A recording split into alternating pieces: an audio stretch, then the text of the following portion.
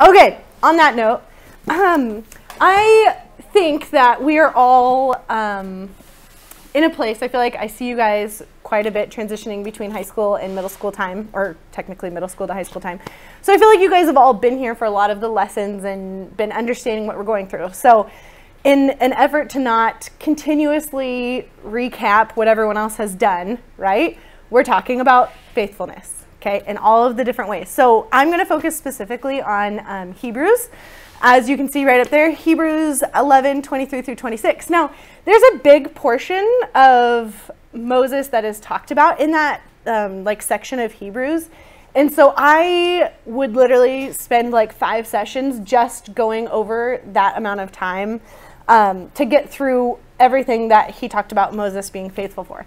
So the ones that I'm going to focus on today are Hebrews 11, 23 through 26. So number 23, by faith Moses, when he was born, was hidden for 3 months by his parents because they saw that the child was beautiful and they were not afraid of the king's edict.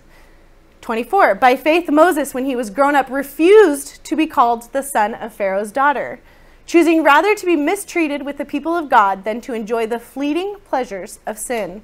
He considered the reproach of Christ greater wealth than the treasures of Egypt, for he was looking to the reward. Okay? Now, I'm going to turn to Exodus. So if you guys have your Bibles, or if you need to grab Bibles, go ahead and grab them. We're going to be at Exodus. So those of you that don't know the Bible, so Genesis, Exodus. So it's like literally right at the beginning of the Bible. The second book of the Bible. And we're going to go straight to Exodus 1. So right at the beginning of Exodus.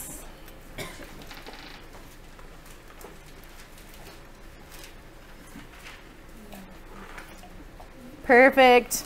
All right, so once you are there, we're going to look through Exodus 1. So where I'm going to kind of go through a little bit of the backstory of Moses before I go through what they called him, like what they said, like by faith he did these things, okay? So literally 1:1. So Israel increases greatly in Egypt. So this is going to go through the story of the Pharaoh and Egypt and Israel and them essentially kind of Israel becoming greater, and then what the Pharaoh did to try and eliminate them. So Israel increases greatly in Egypt. So verse 1, these are the names of the sons of Israel who came to Egypt with Jacob, each with his household: Reuben, Simeon, Levi, and Judah; Issachar, Zebulun, and Benjamin; Dan and Naphtali; Gad and Asher. All of the descendants of Jacob were 70 persons. Joseph was already in Egypt. Then Joseph died, and all his brothers, and all that generation. But the people of Israel were fruitful and increased greatly. They multiplied and grew exceedingly strong, so that the land was filled with them. So essentially it's saying, here are these people, they're growing a lot, right?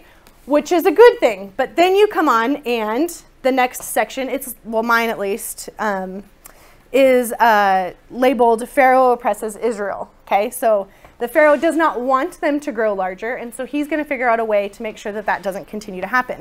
So, verse 8, so now there arose a new king over Egypt, who did not know Joseph, and he said to his people, behold, the people of Israel are too many and too mighty for us. Come, let us deal shrewdly with them, lest they multiply, and if war breaks out, they join our enemies and fight against us and escape from the land. Therefore, they set taskmasters over them to afflict them with heavy burdens. They built for Pharaoh store cities, Pithom and Ramses. But the more they were oppressed, the more they multiplied, and the more they spread abroad. And the Egyptians were in dread of the people of Israel. So they ruthlessly made the people of Israel work as slaves. And they made their lives bitter with hard service, in mortar and brick, and in all kinds of work in the field. In all their work, they ruthlessly made them work as slaves. So they're saying, you guys are too many. We are going to make you guys work as slaves. This is not how this is going to go. We aren't going to go down this path where you guys are going to overtake us. Instead, we're going to overpower you, and you guys are going to be our slaves. Verse 15. Then the king of Egypt said to the Hebrew midwives, one of whom was named Shiphrah and the other Puah, when you serve as a midwife to the Hebrew women and see them on the birth stool, if it is a son, you shall kill him. But if it is a daughter, she shall live. So that's one way they're saying, listen, you can't let them continue to multiply. There's already too many of them. We need to make this stop. So Pharaoh is saying no more.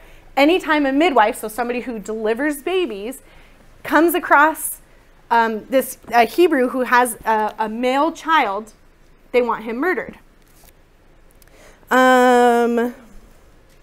So then after verse 17, so the midwives feared God and did not do as the king of Egypt commanded them, but let the male children live. So the king of Egypt called the midwives and said to them, why have you done this and let the male children live?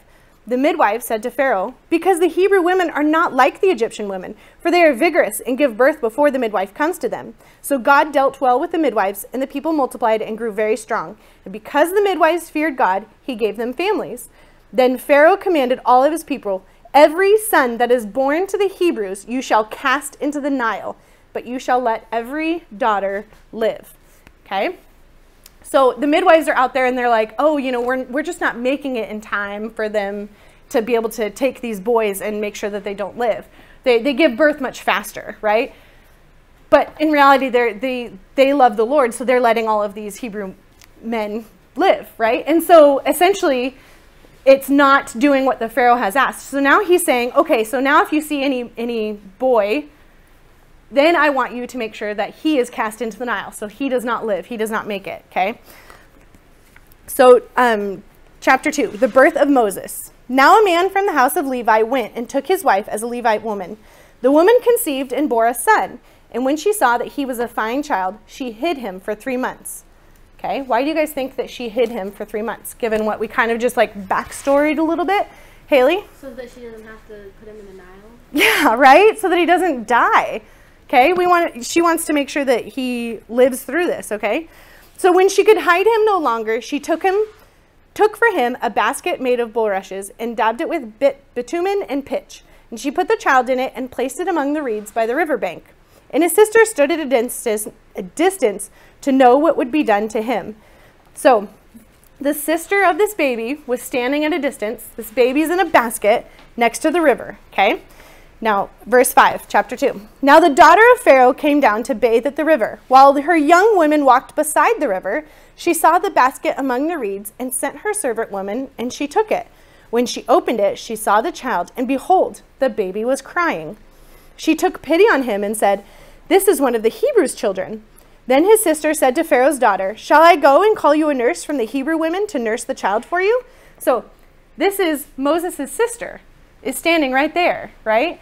And they're saying, she says, oh, would you like me to go get somebody? Like she wanted to make sure that the baby was okay. And then she says, can I go get someone for you to take care of this baby so that you can keep the baby? So in fact, Moses stays alive.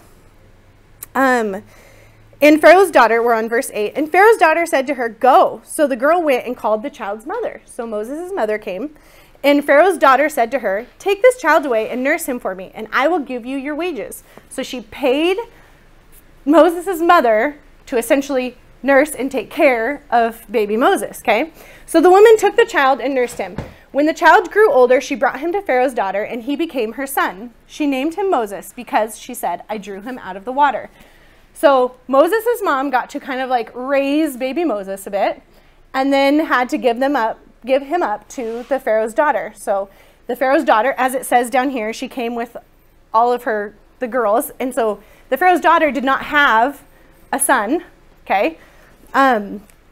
So Moses flees to Midian. So one day, so when Moses, at this point, he had grown up as an Egyptian, right? So he grew up in the Egyptian culture with the Pharaoh as essentially like what, as grandpa, okay? And so he's like, at this point, the Egyptians are kind of like the cream of the crop. So they are the rich, they are the intelligent. So he has grown up in this culture saying, here are all of these lavish and amazing things that we have. Here's this awesome education we've been able to give you, like all of these things that were only essentially like given and afforded to the Egyptians.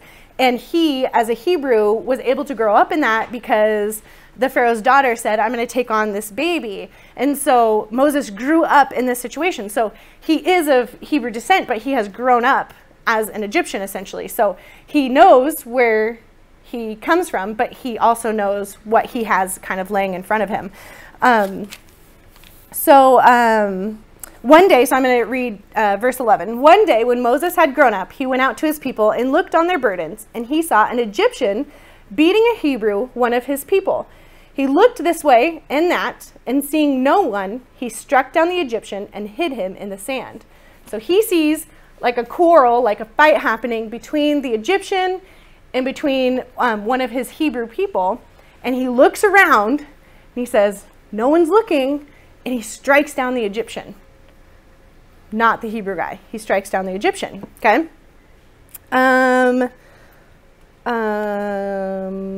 Verse 13. When he went out the next day, behold, two Hebrews were struggling together. And he said to the man in the wrong, why do you strike your companion? He answered, who made you a prince and judge over us? Do you mean to kill me as you killed the Egyptian? Then Moses was afraid and thought, surely the thing is known. When Pharaoh heard of it, he sought to kill Moses. But Moses fled from Pharaoh and stayed in the land of Midian, and he sat down by a well. Okay? So he chooses to strike down this guy. And then they call him out, and they're like, why would you strike down that guy, okay, when you're supposed to be an Egyptian? So verse 16, now the priests of Midian had 7 daughters, and they came and drew water and filled the troughs to water their father's flock. The shepherds came and drove them away. But Moses stood up and saved them and watered their flock. When they came home to their father Reuel, he said, how is it that you've come home so soon today? They said, an Egyptian delivered us out of the hands of the shepherds, and even drew water for us and watered the flock. He said to his daughters, then where is he? Have you left the man? Call him that he may eat bread. And Moses was content to dwell with the man. And he gave Moses his daughter Zipporah, and she gave birth to a son, and he called his name Jeshurun, for he said, I have been a sojourner in a foreign land. Okay? So, essentially, what has happened here is that Moses says, like, this is the way of my people. The God-fearing, God-seeking people is the way of the Hebrew here. And I have been raised as an Egyptian. So now, try and think about it in your life. So there are so many things that we can say, like, okay, I want to seek the Lord, but this also sounds fun too. And this is a little different than aligning with what God wants in my life, right? And I think of this as such a great example of like Moses showing like, Lord, I am faithful. Like I am going to come alongside your people and your things. And even though here I am standing up with all of this stuff that the Egyptians can give me, and I'm standing here with all of this wealth and all of this knowledge and who knows, even taking the throne after the Pharaoh passes away, like being able to come to that point and say, I don't want that. This is what I want. I want to follow you, Lord, and I want to be with your people, and I want to suffer in those sufferings with them when I could have all of this, but just because I love you, Lord, I'm going to let all of that go, and this is what I'm going to seek out instead. And I think of that in a lot of ways. I don't know. I mean, middle school and high school is a tumultuous time for sure. It's really rocky all over the place. And you come faced with so many different things. And I think of it as this statement kept kind of coming to my mind as I was reading through this, is that you kind of have to refuse and choose.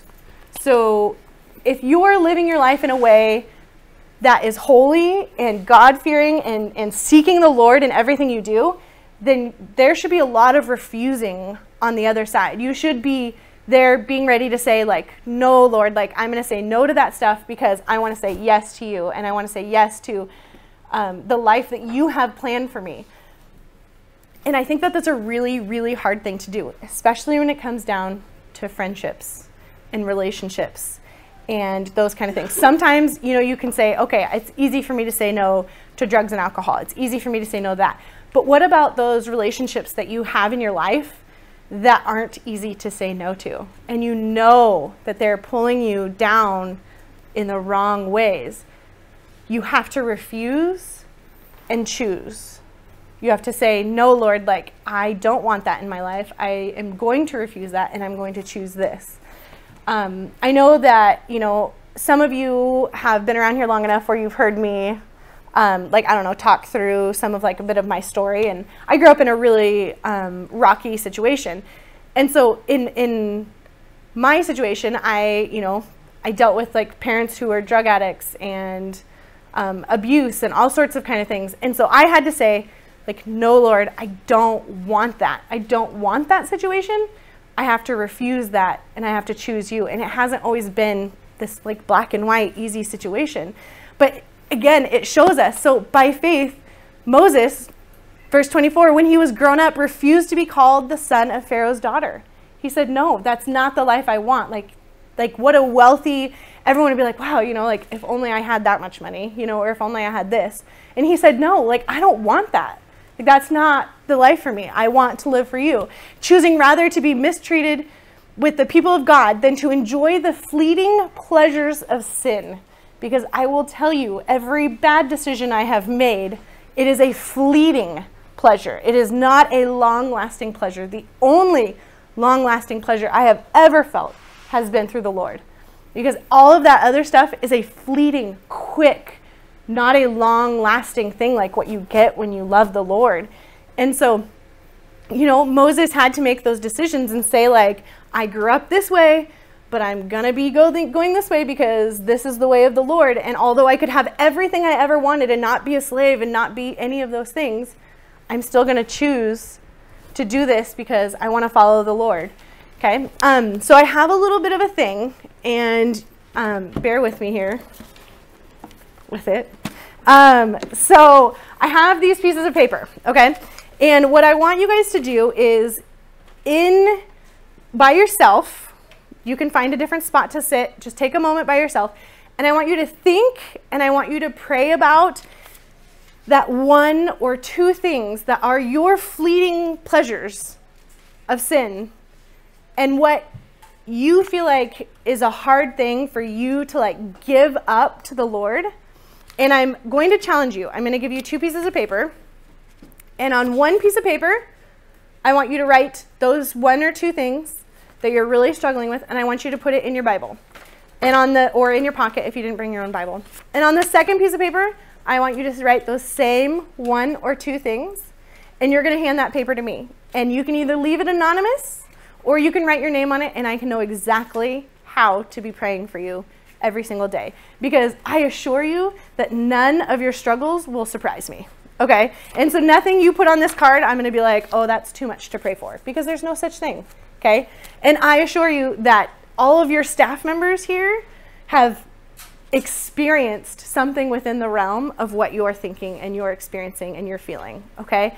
And so these are just going to be, I'm just going to take them and I'm going to pray for you guys. And again, anonymous or not, like if you want to write your name on it so I can pray specifically for you, I would love that. If you want to leave it anonymous, I get it, been there, okay? That's totally fine. But I want to challenge you, real actual things that you feel like are things that you are struggling to say, okay, Lord, here it is. Things that you are struggling to refuse so that you can choose the Lord. What are you struggling to refuse so that your whole heart is where it should be with the Lord?